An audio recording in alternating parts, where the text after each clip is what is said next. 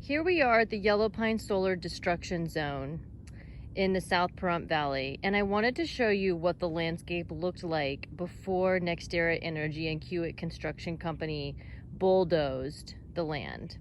So we're looking at here is a Mojave Yucca ring.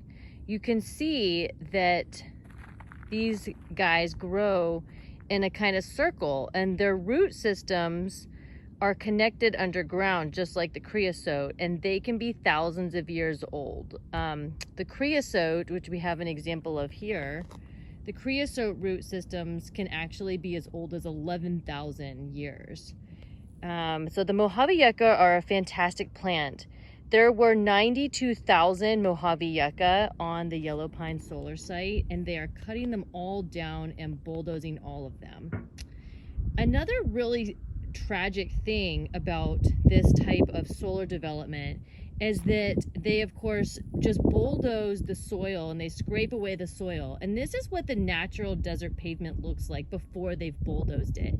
And this can be thousands, even hundreds of thousands of years old. We've got rock and stone, and there's actually networks of fungus and bacteria running through this. And so this desert pavement is holding down all of the soil underneath, and that's why we don't have dust blowing everywhere here.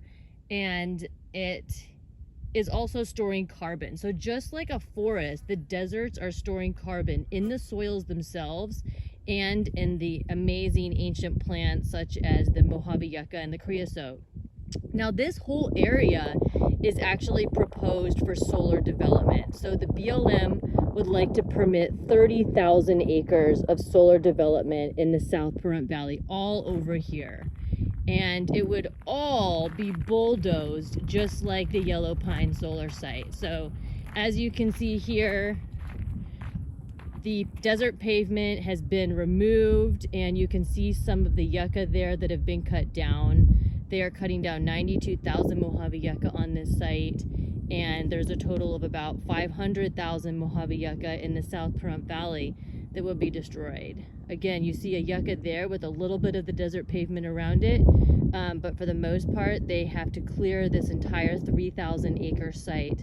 So we are losing all of that carbon storage capacity. It's all being released as CO2 into the atmosphere, and we no longer have that natural carbon storage.